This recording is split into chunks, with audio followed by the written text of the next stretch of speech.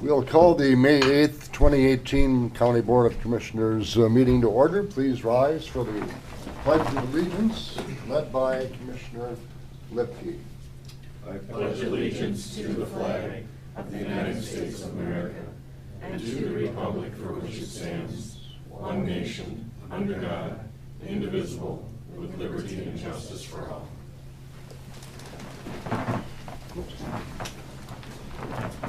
Well, good morning and welcome to the County Board meeting here on May 8th. Special note, we're hoping that all the farmers get their crops in soon before the rain comes. It's been quite a spring, hasn't it? Chair will entertain a motion to approve the agenda. So moved. Second. Kemp and Lipke, any discussion? All in favor say aye. Aye. Are there any other additions, Lynette, to our agenda? Nothing new? Introduction of new employees, do we have any today? I'm scanning the audience, seeing none. Chair will entertain a motion for the consent agenda. Move the consent agenda. Commissioner Kemp, is there a second? Second that. Commissioner Drantle. Questions on consent? Hearing none, all in favor say aye. Aye. Those opposed, it carries. Public appearances. Are there any public appearances here today? If so, please approach the podium in the middle. Identify yourself, and if you could, give us your address for records. Thank you. My name's Dave Ubel. I'm Chief of the Cortland Fire Department. My address is 52838 County Road 21, Cortland, Minnesota. I just came to address the board. I sent or gave you guys a letter here. I did not get it sent earlier. My concern is just on the County Road 12 water issue. If you're reading the letter, just talking about possibly pushing along to lower it. I didn't have in the letter that we had a call right before it was closed. North of town, it was a grain bin rescue. We had the assistance of New Ulm, and they had to bring their aerial, which is a extremely heavy truck, and had that road been closed, they were able to go up that road yet at that time. It was down to one lane, but had it been closed, they would have taken some gravel roads up, and definitely a concern this time of year. There's a lot of frost boils right now, and it maybe wouldn't have affected the outcome on this rescue, but the future one it might. And then this past Sunday, we had a call directly north of the slough. It was a grass fire. The barricades were open. I was the one that called it in and spotted it.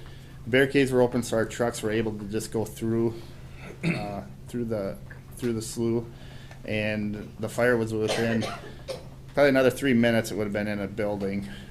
Had the water been higher and not been able to drive through it, definitely would have lost the structure for sure.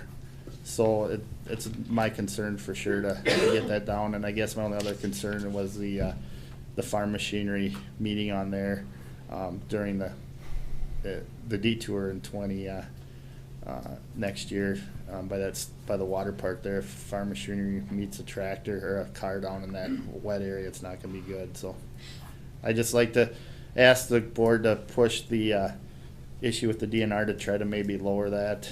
The DNR was out at this call, and we talked about it, and they are working on it.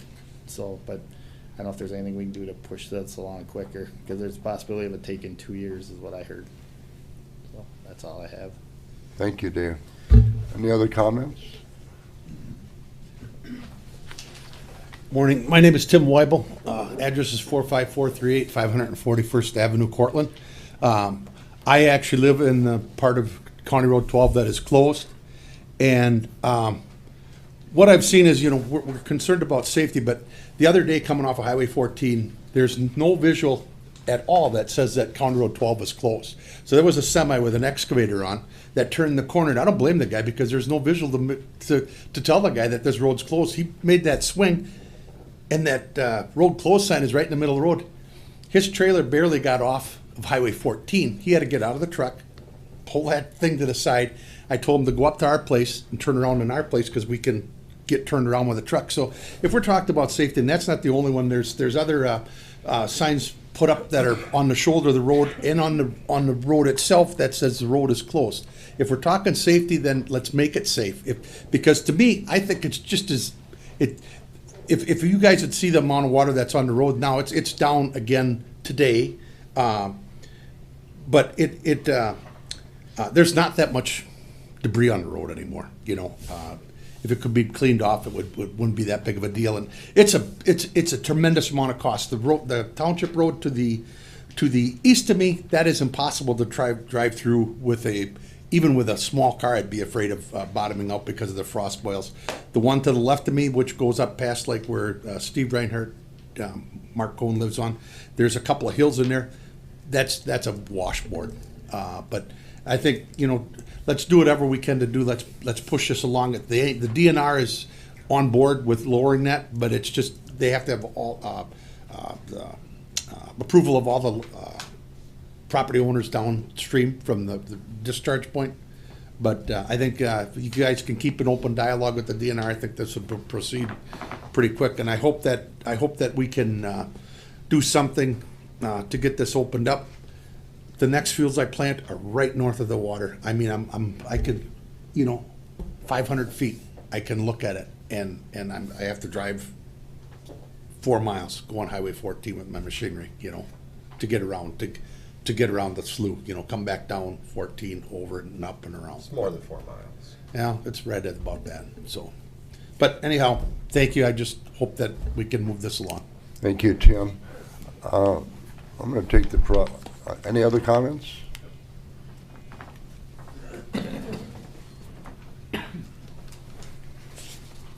My name's Robert Hulke. My address is 41565 551st Avenue, New Ulm. And I am chairman of Brighton Township. And we're very concerned about our response time from the Cortland Fire Department, having to take the detours to get up there.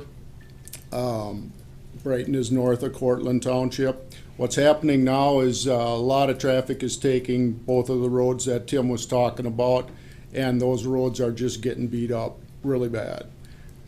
They're township roads, they're gravel, and they're taking a lot of traffic. The way I see it, there's only two things you can do here. You can raise the road or you can lower the water.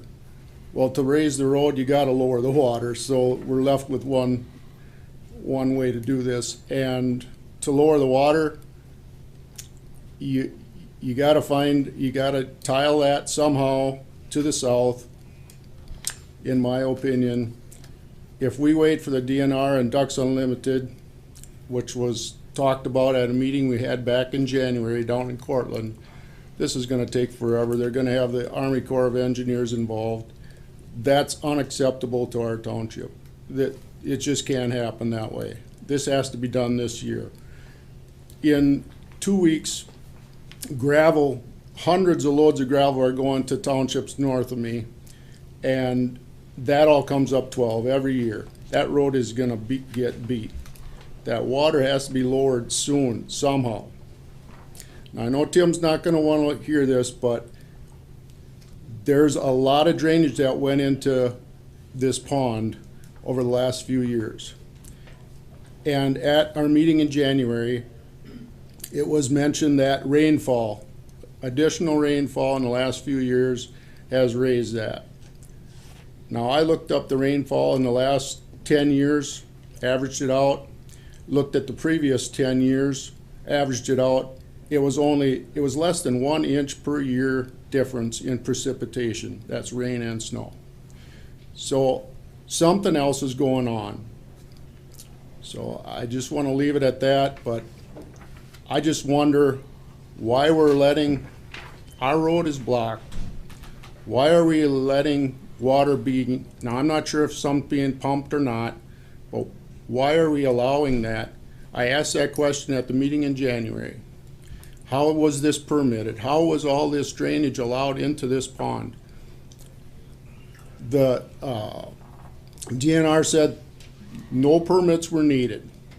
Then I asked soil and water. No permits were needed. I find that very hard to believe that you can drain water into a pond that has no outlet. without any kind of permit. It seems to me we're doing this backwards. It's like, okay, we're pushing all this water in this pond, oh, now we got a problem because the water's so high. Well, okay, now we either gotta dig a ditch or pull a tile plow through there to get rid of it. Well, shouldn't that have been done sooner, before that drainage went into that pond? To me, it's all backwards. And thank you for your time. Thank you, Mr. Halke. The chair is going to take the prerogative of asking Seth Greenwood to come forward. Thank you for your time. Okay. Mr. Greenwood, as the county engineer, you closed 12 last week because of the danger to a motorist, correct? Correct. And how long do you expect that this road closure will be in place? Until Mother Nature cooperates. The water's been too high. The guys have been going out measuring it on a daily basis, and we've had anywhere from 4 to 4.5 feet of water encroaching on both lanes, which is only made worse if we have a strong northwest, west, or southwest wind blowing debris out on the road also. Now, with respect to the issue that is being raised by the people of Cortland, how do we lower the water without DNR approval? We can't. And you'll probably need a permit from the Corps of Engineers weighing in on the matter too. Otherwise, the county would probably be fined for doing work without any permit authority. This slough has a history of coming to the sides of County 12. Yeah, and I don't have all that information here, but it's probably been 20 plus years ago that the county raised 12. There was no records on exactly how much, but the water was encroaching on 12 years ago. And now, without a natural outlet to the basin, it just continues to fill. Other commissioners have any comments or questions for? Yes, Mr. Chair. I think it's been raised twice, hasn't it, Tim? Probably a foot each time? I think one time was raised more than the other time, but I would say a couple feet in all, would probably be pretty accurate. If we were just throwing spitballs up against the wall, what kind of an investment would it take to raise this and widen this area to prevent this issue from happening? It just depends on how much water that we have to build in. The DNR and Ducks Unlimited have expressed interest in managing potentially that wetland for duck habitat. The water's much too deep for good duck habitat currently. The first step on that process, though, would be a feasibility study done by the DNR and Ducks Unlimited to see if it's feasible to lower the level of that water. And so in past conversations, there's been interest by them to commence that feasibility study, but they haven't committed to it fully. Would it be helpful if this board, if we would come to an agreement to encourage that, or Oh, yes. or would it be something that your letter would be helpful to encourage them to take a? I've been emailing back and forth with the DNR, pushing them to work on this project. Even if it isn't feasible to drain the wetland, the first part of that feasibility study is a survey of the actual basin, and then that feeds into them doing their feasibility study.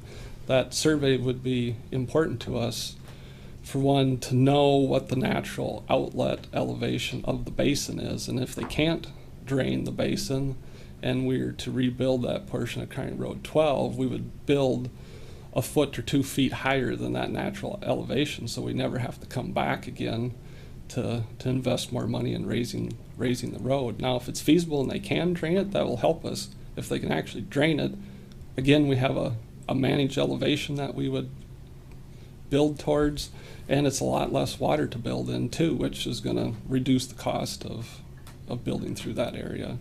We're talking hundreds of thousands of dollars just to build through this area.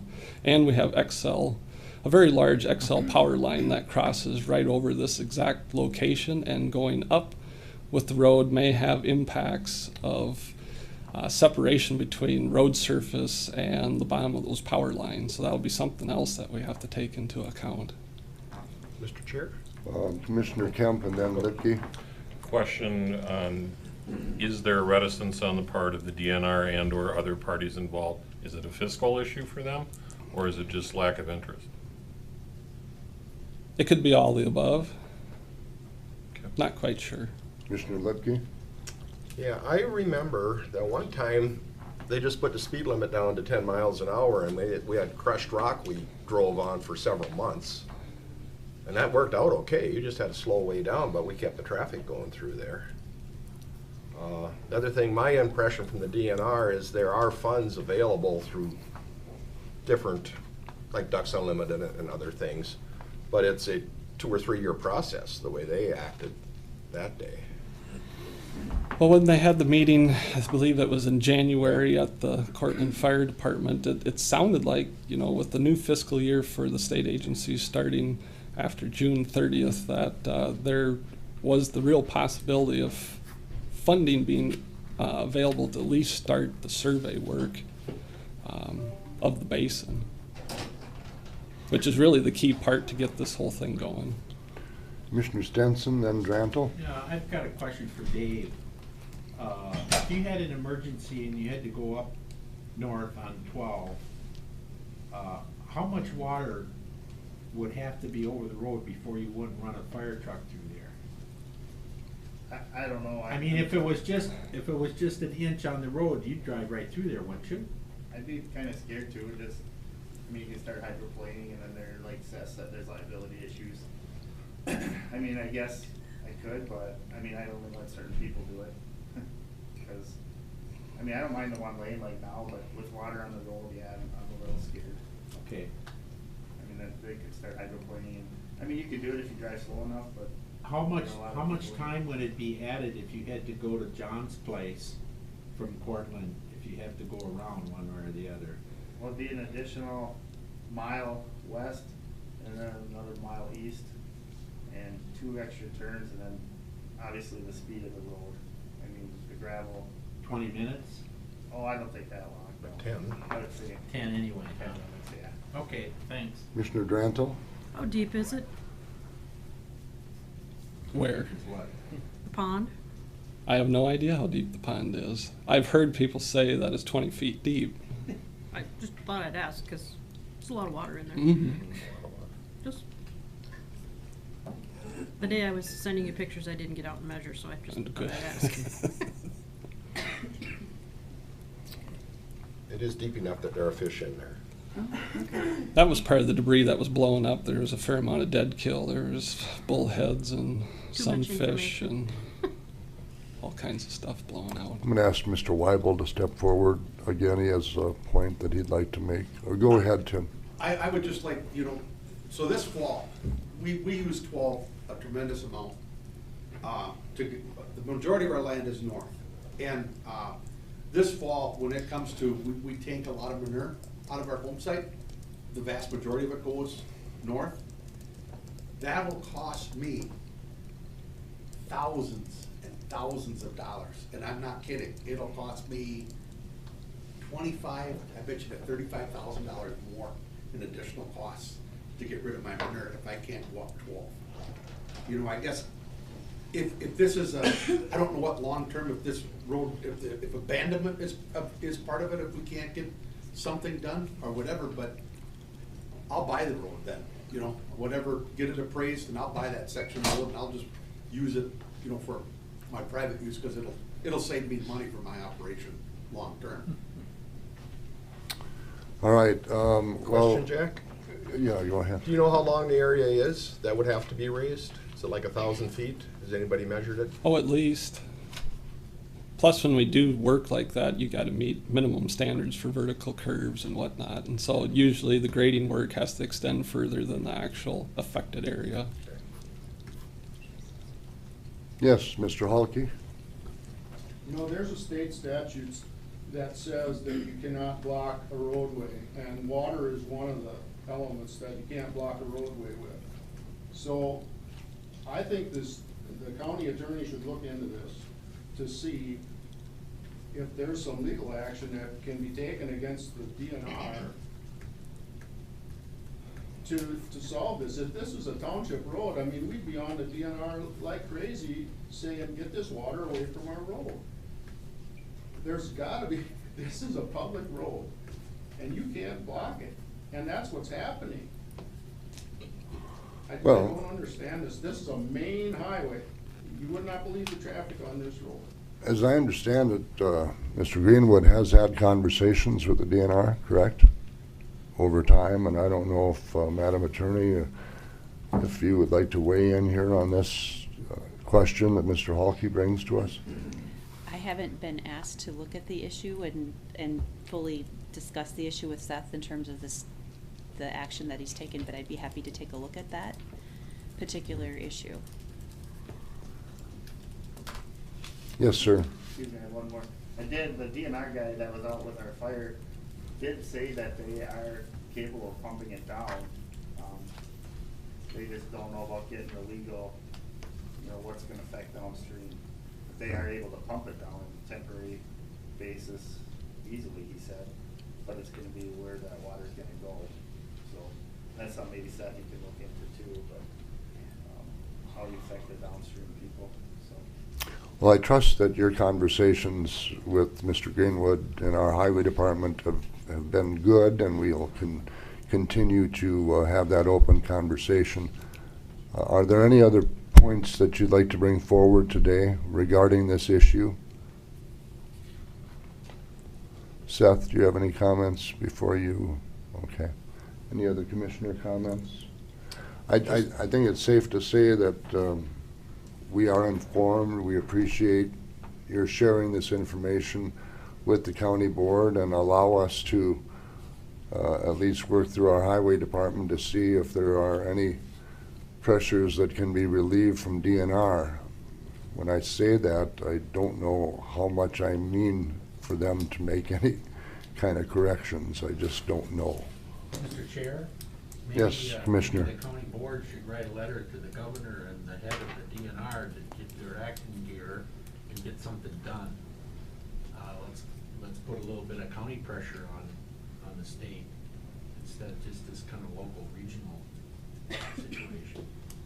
Well, and certainly we could include our local legislators in that as well. I mean, I think you saw City of Mankato and North Mankato's issue with the funding just north of 14 and 169, and I think one of the representatives brought forth some sort of action that could provide some monies for that to not cost Mankato or North Mankato so much money if the state saw fit to bring money in that direction. Seth, how would you feel about working with our other administration and crafting a letter that we could consider signing and see if we can move the state to see things our way on a local and residents of the area and the townships there in Cortland? Mr. Chair, Senator Frentz was at that meeting in January, and Clark Johnson didn't make it to the meeting, but he did go and look at the high water this winter. So they understand the issue. Well, and that's why I mentioned that Yes. too, John, because sometimes we need to use our local Yes. State representatives, senators, to carry that message. So, does that help? Doesn't help the water go down right now, but let us work on it. Commissioner, thank you for your idea. What would you like to make a motion to? Well, let's talk about it later at Okay. the end of the meeting with our reports. All right, thank you, Seth. Appreciate you coming forward with that information. Thanks to the folks of Cortland for bringing that forward to the board today. Moving along on the agenda, Human Services, we have a proclamation presentation for National Mental Health Month. Joan, good morning. Good morning.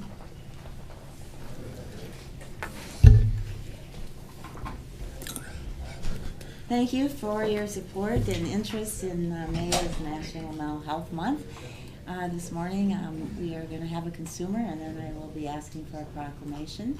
But I will turn this over to Cassie Sassenberg, who supervises our mental health, and she will introduce our speaker. Good morning. Thank you. Good morning. Cassie. This morning we're fortunate enough to have Steve Pukta here with us. He is a mental health consumer and a member at our Power Up Clubhouse here in St. Peter. He has agreed to share his story with us, his recovery story, as well as read the proclamation for May as Mental Health Month. And then we also have with Melissa Hafner, the coordinator of the Power Up Clubhouse, who would like to invite the board to attend our open house this week. I'll hand it to you, Steve. Okay, my name is Stephen Pogta, and this is a story of my mental health as it started. I was first diagnosed with depression in 1995, and shortly afterward I started having anxiety attacks, which negatively impacted my employment and other situations like driving. I was treated with Celexa but went off my medication after I felt good and no longer needed the medication. In 2008, I was diagnosed with bipolar disorder. They tried a few different medications to get my life on track. One medication was Zyprexa, but I put on 50 pounds and it raised my blood sugar levels to a diabetic range. They took me off my Zyprexa and treated my diabetes with metformin. Dealing with the medication changes was a struggle until they ended up finding a combination of different medications that worked for me. I also started attending therapy and receiving case management with the county. In receiving supports from case management over the years, they have helped me in coordinating and navigating services to include maintaining medical insurance, acquiring an arms worker, and job development services. Finding housing, getting me out in the community to help decrease my isolation and increase my socialization. Many other services which have been very beneficial supports, including starting to attend the Second Step Clubhouse in Mankato in 2009. It's a great place to hang out, play cards, shoot pool. I made many new friends there. In 2014, I felt really good and decided I didn't need my medications anymore. After stopping my medication, I wasn't thinking clearly and engaged in some negative behavior. I ended up stealing a truck from a dealership and attempted to make purchases on my company's credit card. I lost my job as a result. I ended up being hospitalized and charged later, which was reduced from a felony to a gross misdemeanor. I started seeing my Dr. Farnsworth and went back on my medications. I continued to go to the Second Step Clubhouse, see my case manager, and utilize my supports to maintain my mental health. In 2017, I moved to North Mankato and began attending the Power Up Clubhouse. It's a great place to meet new people and have many things for the members to do. I especially like the Arboretum and the Minnesota Lynx games. All of the members are very fortunate to be part of this clubhouse. One frustrating part of my recovery is that I haven't been able to obtain a job since 2014. Due to the theft I have on my record, I have worked with a community employment specialist on and off to find employment, but still have found it hard to find a job. I would like to find a job to have more income and be able to enjoy some of my hobbies that cost money. In the meantime, I find employment in attending, or I find enjoyment in attending the clubhouse because we are able to go out fishing, enjoy some other activities I typically wouldn't be able to afford on my own. I am also able to interact with others and get out of the house to keep me from isolating. Overall, my recovery is still a work in progress, but I have benefited from having involvement with case management, the community support, program staff, and the clubhouse.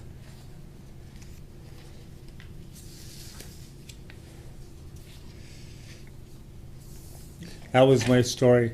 This is the Nicollet County Proclamation, May is Mental Health Month. Whereas mental health is essential to everyone's overall physical health, and emotional well-being. And whereas there is a need to recognize that mental health illness affects the lives of many of our citizens and residents of all ages and sectors. Whereas mental health will strike 1 of 4 adults and about 2 in 10 children live with a serious mental or emotional disorder regardless of race, ethnicity, religion, or economic status. And whereas people who have mental illnesses can recover and lead full productive lives. Whereas an estimated 2/3 of adults, 1/2 of children with diagnosable mental illness disorders are not receiving the help they need. And whereas stigma continues to be the single most significant barrier to people getting help they need. And whereas the cost of untreated and mistreated mental illness and addictive disorders to American businesses, governments, and families to grow. And whereas community-based services that respond to individual and family needs are cost-effective and beneficial to consumers and community. And whereas the Nicollet County Local Advisory Council observes Mental Health Month every May to receive or to raise awareness and understanding of mental health and illness. Now therefore, I, Jack Kohlers, as chairperson of the Commissioners of the County of Nicollet, Minnesota, on behalf of the entire county and staff, do hereby proclaim May of 2018 as National Mental Health Month. Also urge all citizens of the Nicollet County, Minnesota, to become involved to increase awareness and understanding of mental health and the need for appropriate and accessible services for all people who have mental illness. Thank you. And with that, I would request formal approval from the Nicollet County Board of Commissioners. Thank you for the Proclamation. request. Is there a motion to So that moved. effect? Commissioner Kemp, Commissioner Lipke, any comments to the motion? We've been doing this every year for a number of years. Well, we really thank you for coming this morning and presenting the resolution. You're welcome. Any other comments? Hearing none, all in favor say aye. Aye. Those opposed, it carries. Thank you. Thank you. And I would also like to invite you all to our, excuse me, Power Up Clubhouse open house we have tomorrow. It's from 1 to 3 and we're having an ice cream social, so it'd be great if you could attend. Good, thank you. And the location? It's 123 South Minnesota Avenue, so just a couple blocks away. Okay. Thanks very much. Thank you all. Thank you. Thank you.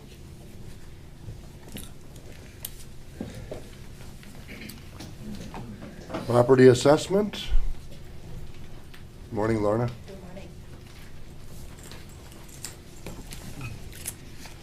I am asking for approval of 3 property tax abatements. Keeneland Farms LLC and the Schlumpberger Family Trust abatements deal with extension of an actively farming homestead. And the Cynthia Schultz abatement is a result of the disabled veteran's surviving spouse exclusion. You want them individually or all? Let's take them one by one. Okay. You've heard the request. Is there a motion for the Keeneland Farms? Move it. I'll second. Kemp and Lipke, discussion on this one? Yes, just explain again, what's the situation here with this one? For the Keeneland Farms LLC, they are eligible for an actively farming homestead. It was a data entry correction that we made. These 4 parcels were erroneously linked to a ownership interest they have in Leesore County. They changed some ownership interests so they can now receive their own actively farming homesteads separate from those Leesore County properties. Any other discussion on this particular item? Hearing none, all in favor say aye. Aye. Those opposed, carries. Do you want to talk to us about the second one or third? Sure. The Marla Schlumpberger Family Trust, this was one parcel for last year's property tax bill. During 2017, they split the parcel into 2 pieces. And one of the parcels that was split, a new parcel is created, and we did not link that to their farm homestead, and they are eligible for linkage. So we made that correction. I move. Second. Question. Go ahead, Commissioner. So even when you split a piece of property, the ownership stays the same?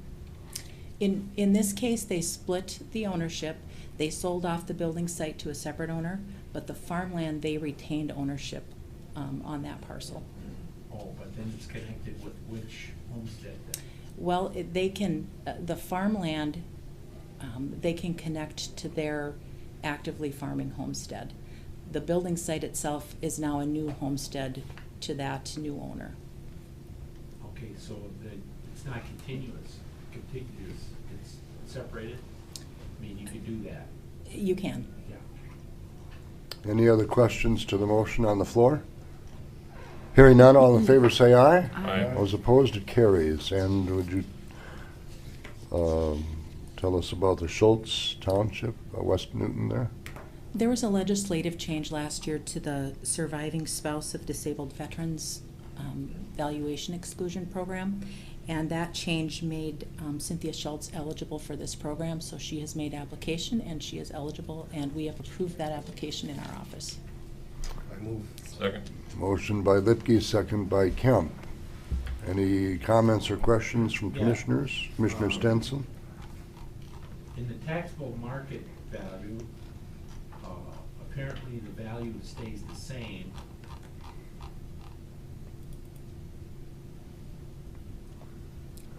The But- taxable market value would go to zero under this program.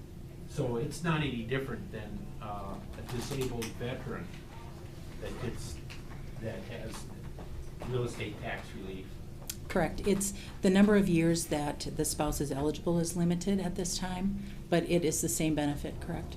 So, okay, and what's the total market value before it's got, I mean, it's $212,000. How high does it go before they can? Up to 300,000 for Three. this particular program. Okay. So if the value was 400,000, 100 would still be taxable, but 300 is excluded. Lorna, with respect to the number of veterans that are, I think it's 70% disabled or up to 100% don't have to pay taxes on their first $300,000, including now spouses or widows. For a 70% veteran, it's 150,000. Okay. And then So- for 100% total and permanent, it's 300,000 for an exclusion. Who, when they don't have to pay their real estate taxes on that kind of property, who picks up the tab? All other taxpayers. All other taxpayers. Okay, thank you. Any other questions to the motion on the Schultz property or the Schultz issue? Hearing none, all in favor say aye. Aye. Those opposed, it carries. Thank you. Thank you, Lorna. Next on the agenda, we have setting of a public hearing for local water management plan. Andy Landcamer, good morning. Good morning. I am just going to today request July 10th, 2018 at 10 a.m. for a public hearing for the local water management plan. We are in the process of amending it, and this is for the public hearing. You've heard the request. Is there a motion to that effect? Commissioner Stenson has moved. Second. And Drantle has seconded. Any other comments? All in favor say aye. Aye. Those opposed, it carries. Thank you. Do you have anything else for us today? No, I do not. Any help on County Road 12? No. No, I do not. All right, the chair will recess the board meeting and call the Drainage Authority meeting to order. Oh, I'm sorry. We have Public Oh. Works. Public Works. Public Works in here? Rushing myself. Mr. Greenwood, would you come forward on Public Works? Good morning, Mr. Chair, members of the board, and staff. Item from Public Works today is consider award a bid for State Aid Project 52610015. This project is a full reconstruction of County Road 10 from County Road 1 north to the county line. It's approximately 1 mile in length. Like I said, it's a full reconstruction of that road along with rehabbing the concrete bridge that crosses the county ditch. We received bids on May 1st and opened those up. We received 3 bids, and in your packet you should have a tabulation of the bid results. We received bids from C.S. McCrossin, Ram Excavating, and Mathewitz Construction. C.S. McCrossin was the low bidder with a bid of $1,799,864. And so I'm here today to recommend to the board to award the contract for this project to C.S. McCrossin for their low bid amount. You've heard the request from the county highway engineer. Is there a motion to that effect? Question, Jack? Motion. How much difference in the bids? Not a lot. I don't have the actual break. It's right here. 1.7, 1.9, 1.95. That is a lot of difference. Yeah, 0.7% difference between the two low bidders. Two low. This is the award bid. This is second, and third. Chair will entertain a motion to accept the So moved. recommendation, Drantle and Kemp. Now questions. I'm not familiar with McCrossin's name. C.S. McCrossin's a very large contracting firm. They do a lot of work for MnDOT and do a lot of their work in the Twin Cities area. Very large company. They do everything from bridges to concrete paving to grading to underground work. They're a very large company. This will be the first time we've worked with them. That's why I didn't recognize their names. Aren't they doing some of the work at the 15 new bridge work? Interchange? You know, they may be a subcontractor. That's why I don't know all the I thought I saw some of their subcontractor. equipment out there. That's why I was just curious that this is. I think Mathewitz said they have possibly over 40 subcontractors on that project Yeah, I alone. was just curious. Wow. Mr. Chair? Yes, Commissioner. This is gonna be a concrete road once it's all done. Correct. It's amazing that now, just for a mile of reconstruction, which already has a solid base on it, it's like, not like a new road, but it's $2 million a mile now. But there's a bridge involved. Yeah, there's bridge work involved, and plus it's just a mile project, which the smaller the project, the higher the cost. Now, if this was a 10-mile job, this cost would probably be pushed down just given the size of the project. But this stretch of road, it's hard to package it with other road work since it's just a 1 mile stretch. Now, you've also had to buy additional right-of-way. We purchased temporary construction easement Only? Oh. and a very small stretch of permanent right-of-way because we had to buy a little additional to meet requirements of the MPCA for our stormwater permit, and we have to detain some of the water on the project site, infiltrate it before it can be outletted into the county ditch. Okay. But it was a very small amount. Okay. Typically, we will buy an additional 10 feet of right-of-way on either side of the road. This 1 mile segment, we're able to fit it in the existing right-of-way that we had. What's the timeline on this, and where are they gonna mix the cement at? I have no idea. We haven't had our... Cobb County or somewhere? It's possible. We haven't had our pre-construction meeting. It's hard to say if they'll bring in a portable concrete plant or if Ready Mix will supply the concrete. Chair will point out that the engineer's estimate is about $50,000 less, or the bid is $50,000 or $52,000 less than your estimate. So, any other comments or questions to the motion in front of us, John? The reputation of these people is pretty good. Good. Yeah, Okay. they do a lot of work. Any other comments or questions? Call the roll. Drantle? Yes. Kemp? Yes. Lipke? Yes. Jensen? Yes. Kohler? Yes, carries. Thank you. Thank you. You're welcome. Thank you. Now we'll recess the board meeting to call the Drainage Authority meeting to order. What do we have on the agenda here today? Consent? Everything is consent, correct? Just items A and B, Mr. Chair. A and B, approval of April 24th Drainage Authority and consider ditch repair report. Is there a motion to that effect? Move it. Commissioner Kemp has moved. Is there a second? I'll second. Thank you. Any comments or questions to the motion? Consent agenda, hearing none, all in favor say aye. Aye. Those opposed, it carries. Nathan, good morning.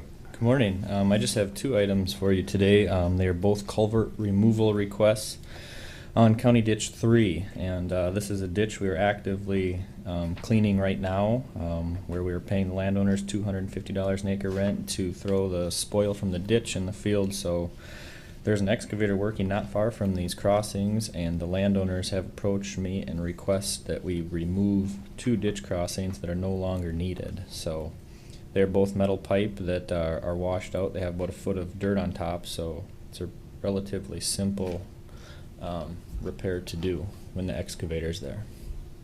And they'll also be removing the material as part Yes, of the that? dirt will be thrown out in the field and leveled off, and the metal pipe will be hauled away. So your request of the Drainage Authority is what? To approve the permanent removal of the bridge, or the culvert on County Ditch 3. I so move. Second. We have a motion and a second. Commissioner Dranto, you have a question? I was gonna make the motion for both of them at the same time. I can go along with that.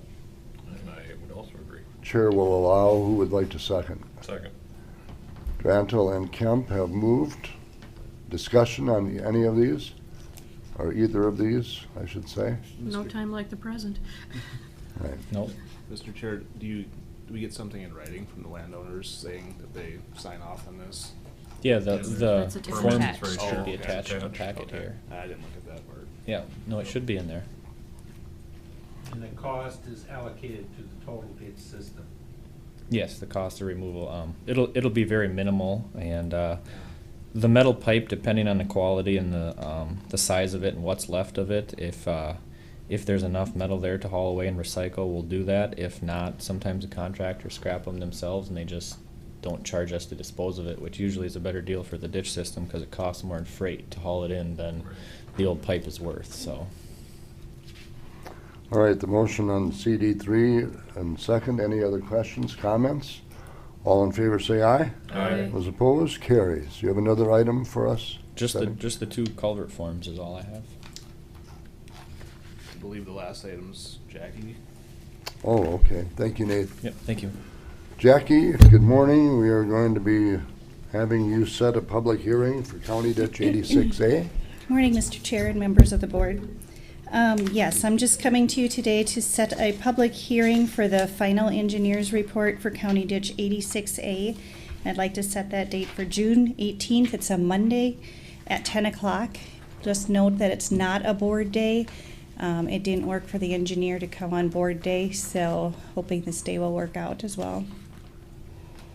And I think you've made us aware of this as we check our calendars on our man-made computers here. June 18th is the requested time. 10 o'clock. 10 o'clock. Good. That's also the day of our Board of Equalization. Yeah, 6:30. At night, yeah. You've heard the request from Ms. Copey. Is there a motion to that effect? Move it. Commissioner Kemp has moved. Is there a second? I have to abstain. I'll second that, and I have a comment. So ditch meeting at what time are we saying? 10 a.m. 10 a.m. And your comment? Do we want to move that to 2 o'clock or 3 o'clock, since we're already going to be here? Does that work? Does that struggle, or do you see windows of notification?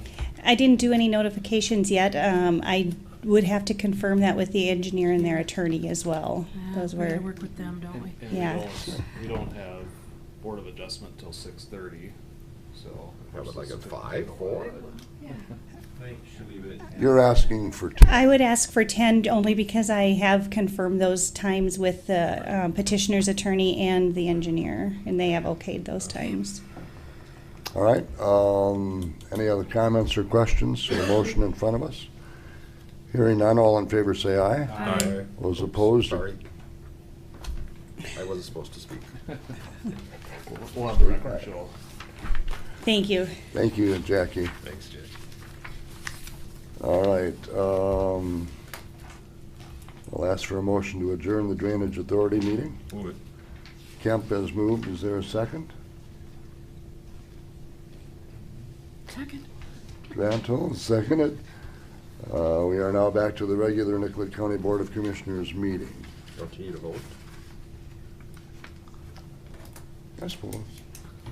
All in favor say aye. Aye. Those opposed, it carries. Now we're back to the county board meeting. Mr. Chair, we can take a break as the agenda says, and then we'll go into closed session after that.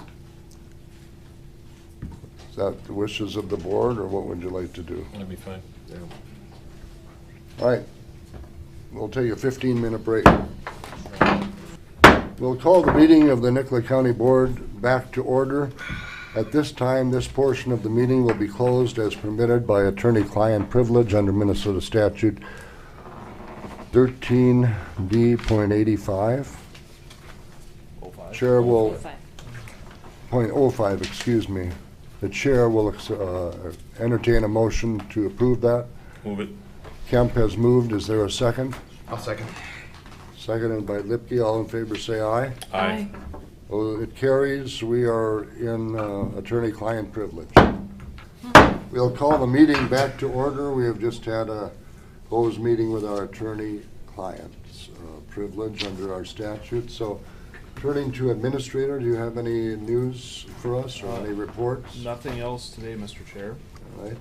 The chair's report for this day, attended with Commissioner Kemp, the active shooter class here in this office on the 25th. Attended the AMC Research Committee on the 26th, and we are all at the CHS meeting on April 27th. Reminder that on June 6th, we will have our AMC District 7 meeting in Winthrop, Minnesota, hoping that all can be there. I just learned today that former Commissioner Harold Pettis will be planning to stop by Daryl's father. So, Commissioner Grantham? I had a meeting, or a St. Peter Nicollet County Liaison meeting a couple weeks ago, Jen? A week ago? I finished my safety training online. Was I the last one? Probably. Other than that, All right. nothing. Commissioner Stenson? Yeah, I just wanted to, the St. Peter Liaison Committee meeting I thought was pretty good. We were at the community center in one of the rooms there, and I think that's all I have. Oh, and then CHS in New Ulm on Friday the 27th.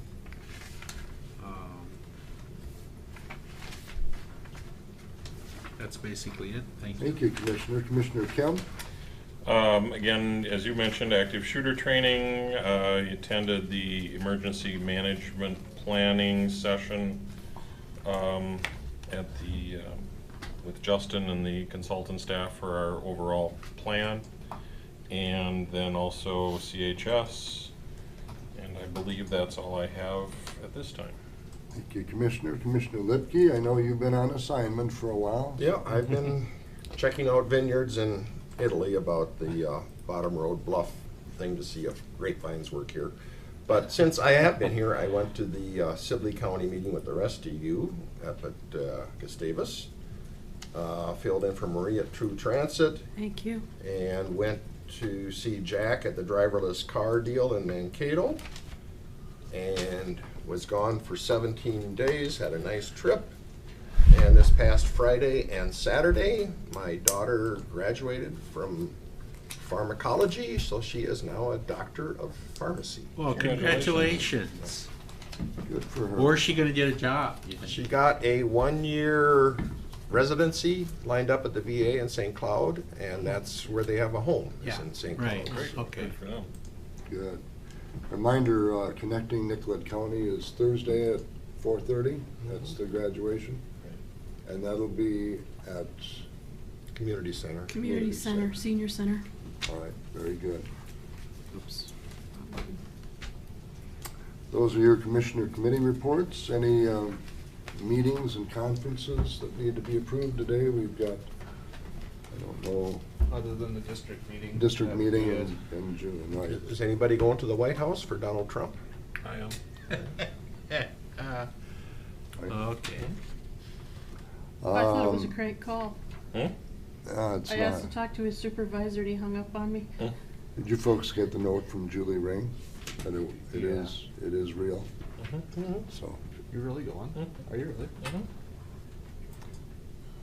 hopefully he's gone by then. Do we have to approve finances for him? No, I'm not Trevor? requesting any expenses. Well, give him the what for? I'm willing to guess that that won't be, we won't get that close. Okay. Right. Approval per diems and expenses, Chair will entertain a motion. Move it. Commissioner Kemp has moved, is there a second? I'll second. Commissioner Lipke, all in favor say aye. Aye. Those opposed, it carries. And are there any other business to come before the board? Hearing none, we're adjourned. Thank you.